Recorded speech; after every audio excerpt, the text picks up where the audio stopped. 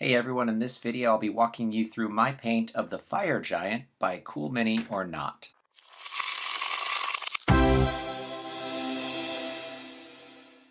So I'm starting off here with a pretty thin layer of Naggaroth Night. And I'm just laying this in there. I like the nice deep purple color for this, and that's going to give some depth to the layers whenever we get this thing's skin all finished up.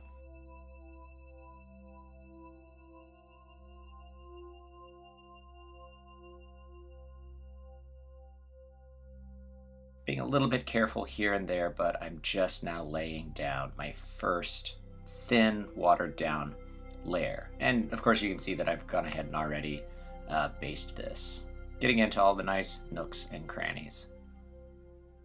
All right, so we want to get a nice good layer on this, make sure it's all the way dry, and then we'll lay in a second layer.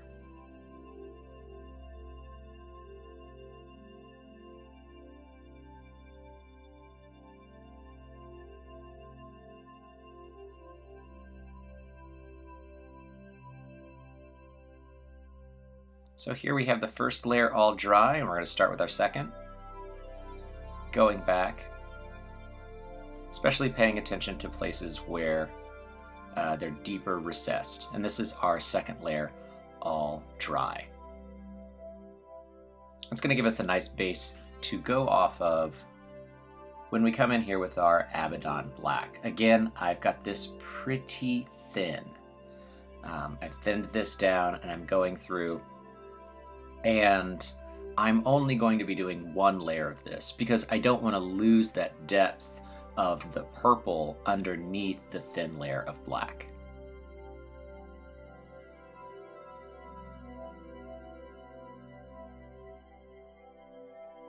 And I'm just taking my time, being careful right around those edge pieces. And there it is with the Abaddon Black, nice and dry, and it's a little bit more depth than if it was just pure black. Now I'm going in here with the Averland Sunset, and I'm laying this in on all of the bits of armor, and even over there on the sword. I find having a nice base of this yellow underneath our metallic paints makes it just a little bit warmer, a little bit richer.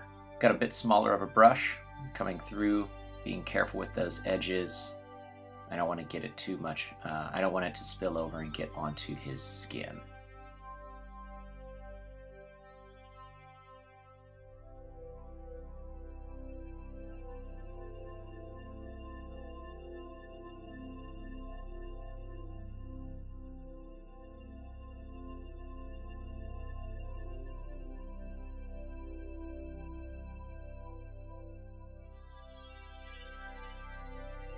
As you can see, I've gotten the first full layer of this Averland Sunset done, and now I'm coming in and I'm doing these little beads and baubles on his hair, and I've got all of the stuff that I think I'm going to get metallic with this. Now, whether that's the gold or you'll see some silver later, it's still a nice base to give some warmth to that metal, like I said earlier.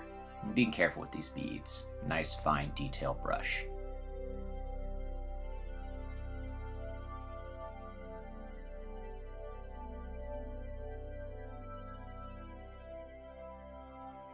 So there's our first layer dry, all of the beads, and I went ahead and got it onto that loincloth, even though that's going to become leather later.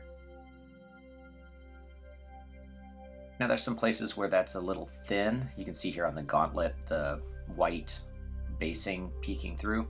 So I'm actually going to go through and I'm going to hit all of this with a second layer of Averland Sunset as well, and I'm thinning these down. I've got this fine detail so that I really get into those nooks and crannies.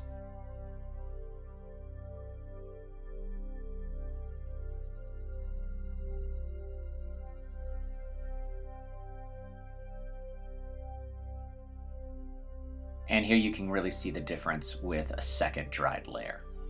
Now I've got my Screaming Skull, and I'm going to go ahead and start to work on, well, all of the little tiny skulls. I was going through picking up all of these little pieces. Again, I'm being careful. I don't want to get too much onto his skin or anything like that. But if it happens, it's fine. Some of these will need a second layer of Screaming Skull. And we're going to shadow and highlight those later to really give them depth.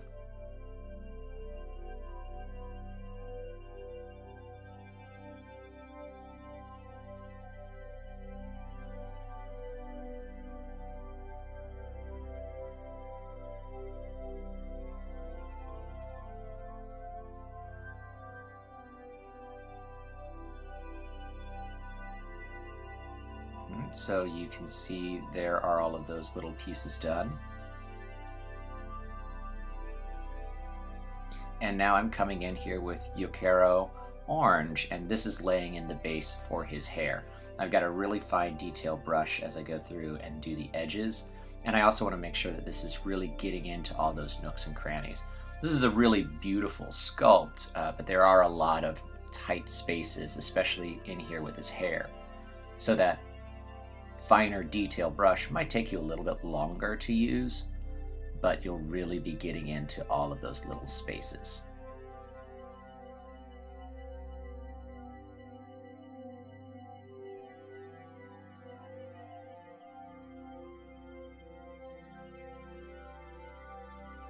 All right, now I'm actually going to skip ahead a little bit and start to work on his armor.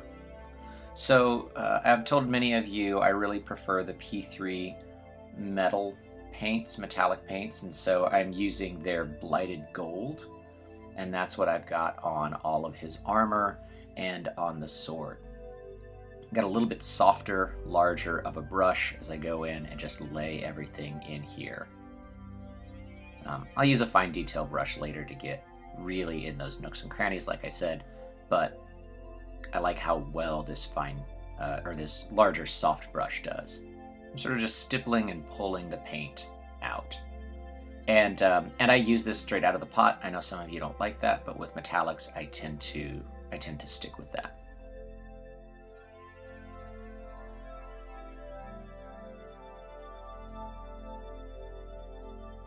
All right, and there it is, and you can really see how much it changes the overall tone and color of everything. Now, I've got this Fuegan Orange as a wash, and that's what I'm layering in now on the hair. Being very careful, I want to make sure that it really gets into those recesses. And I'll actually go back and I'll use this a second time, especially on those strands of hair that are really tucked in the back. I've got a decent amount of the wash on my brush, and this is going to give this depth. So we'll have three sort of layers to the hair. And the nice deeper shadow with this, the main color, and then we'll pull in some highlights later. And I'll show you how to do that. It's especially nice as a technique if you've got characters with braided hair. Or braided beards or anything like that. I think you'll find it really useful to make that beard and that hair pop. You can use it on straight hair, but I like it with braids.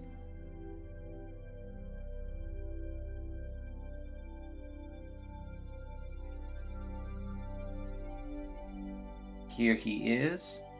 Now I've got Mephiston Red is what I'm using here. I decided that on all the scarring, I want to layer that Mephiston Red in. So I've got an ultra-fine detail brush, and I'm just coming in there, trying to get it just inside the recesses of these scars. This etching directly on his skin.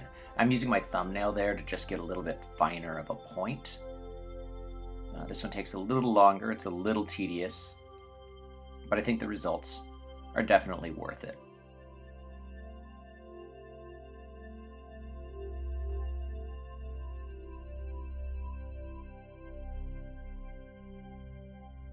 And there he is, all of the different scars, as well as his eyes are red, and there's a couple of the little pock marks. I decided, yeah, I wanted those to be, to shine through with the red.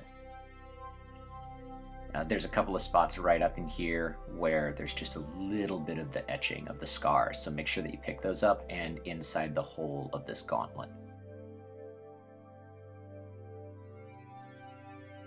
Back over to the hair now. This is that highlight. We're going to be using a Troll Slayer Orange. And you'll see I just have a tiny bit on my fine detail brush, and I just pull it along the same direction as the braid. This is more time consuming than if you were going to try to just do a dry brush, but I think it gives you a nicer line, and it's really going to pop a lot better. It looks better than dry brushing, I think. And here you can see we've got those 3 layers to the hair, and it makes it look nice. I also got in there and got his eyebrows just barely peeking through. All right, the little bit of attention to detail. It's kind of a nice fun thing. Nice little surprise if someone picks up your piece. Good old Nuln Oil. You can tell I need to buy another pot of this. I'm going to be using this and really paying attention. First of all, I'm not just sloshing it everywhere. I'm getting it down into the recesses, along the sides of his face, into the mouth, where the skin folds. I'm also laying this into the knotwork, the detail on his sword, and a little bit into the armor. Getting it all near the edges. And there's 2 layers of Nuln Oil to really give us that nice shadow.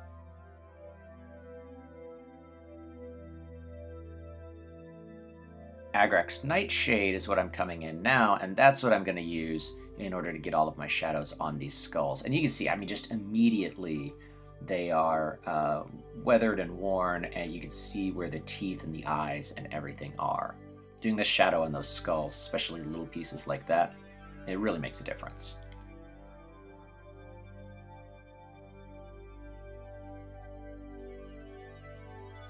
Now I came through and also layered this Nightshade in as a second layer of shadows on all of his armor, so that we've got a little bit more of a dynamic look.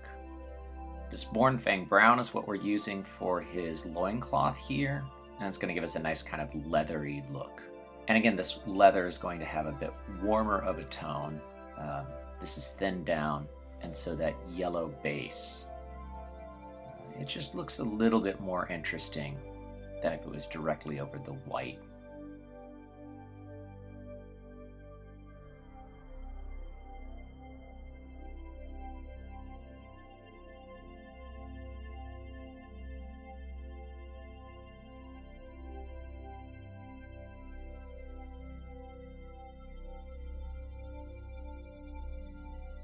Again, I'm going to a different brand here, so Game Color, their Chainmail, and this is what I'm going to use to pick up all of the little details on his armor. So these ring loops are going to get hit with a silver so that they look a little bit different. This could be a little bit tedious on this guy. There's a lot of very small parts, but just take your time. Game Color's metallics go on really smoothly, so take your time and it'll look really nice. I pick up all of the different little chain things, as well as you'll see there's some bumps on his gauntlet and some of the detail on his crown, his face mask, that I pick up with the silver, just to make it a little bit more interesting.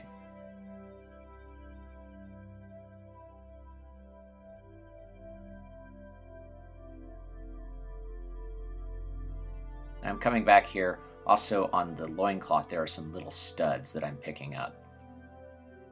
That studded leather look.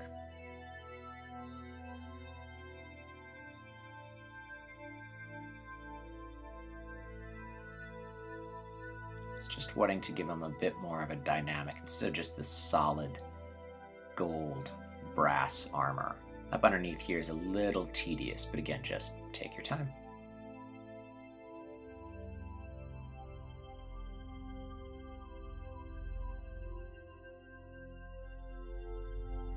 See, you can see there where those little details are, the pommel, the face of his necklace, along the back here, these chains. Even in the side and up top, I've got a couple of contrasting pieces. And you could really do that with all of the little contrasting pieces if you want. P3 Pure White, and this is what I'm using to pick up the teeth as well as the tusks. He's got a lot of very small teeth in here, so again, a little tedious. Take your time, you'll do just fine. I really recommend a very, very fine brush for this one. And I find that when I'm doing teeth, I'm really just barely touching my brush against it and then pulling down. I don't want to paint up towards the lip just in case I slip. I do the same thing with the tusks here. The tusks are going to take a couple of layers. Being careful, getting around the sides, At this white, I didn't thin it down. You can yell at me if you'd like, but if you're careful, I think you'll be all right. Now you can come in here with a Screaming Skull thinned down and give that a little bit more depth. I didn't. I left them really shiny so that they pop, but you definitely could do that. I'm still using that pure white, and now I'm picking up the highlights of my skull. Being pretty careful, but just along the bridge of the eyebrow ridge, almost a dry brush type technique. It's just such a small brush. And that's really nice for your skulls to give them their base color, some shade, and then that highlight. Using Screamer Pink here to get in here with the tongue. A couple of different layers on this one, that way it really stands out. We don't see too much of that purple bleeding through. His tongue's a little tough to get to. Don't forget to get the sides and sort of the front of the tongue. It's not just the top of his tongue that's pink. And lastly, I've got an Eshen Gray. Now I use, this is a makeup brush. It's a cheap makeup brush. It maybe cost, $1 or $2, and I absolutely love this for dry brushing. I'm going through, and this is that sort of ashy look as the highlight for the tops of his muscles. Just like we wanted that hair to have those 3 layers, well, we want to have that on the skin as well. Just coming in and finding all of these nice little spots. Don't rush this one.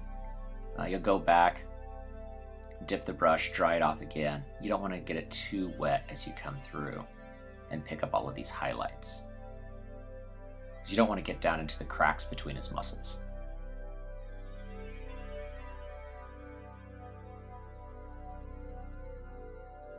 And lastly, I've got that ultrafine brush, and I'm using that Eshen Gray to pick up a little bit of edge highlighting right around his mouth.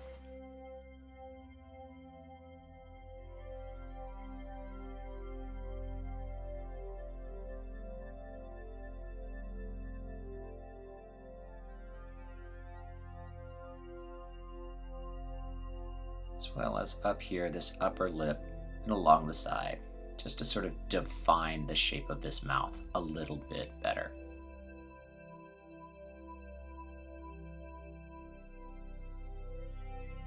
And that is really going to just about do it. It's a little bit of a ridge of the skin here around these tusks, so I'll hit that with the Eshen Gray as well. And I pull the Eshen Gray onto all of the fingernails. And here it is, the finished miniature, the Fire Giant from Blood Rage by Cool Mini or Not.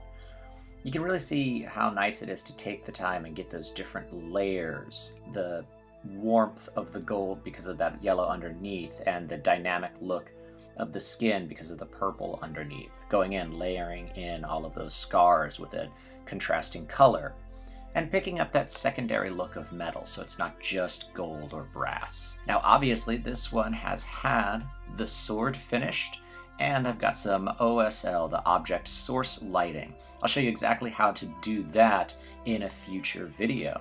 But in the meantime, thanks for watching this video, and happy gaming. I want to say thanks to everybody that comes by the channel. I hope that these painting tutorials help to enhance the games that you are running. A huge thank you to all of our patrons, but especially to Sean. Sean, you're a really great person, and thanks for helping to support us. If you'd like to help us out and give us more stuff to talk about and get some cool perks, early videos, and things like that, head over to our Patreon page and find a level that is right for you. That would be really cool. Don't forget to like, share, and subscribe. Hit the notification icon so that you can get all of our videos right on time. And join us every Tuesday and Thursday for our regular videos coming out. Until next time, I'm Ryan, and this is Roll for Initiative.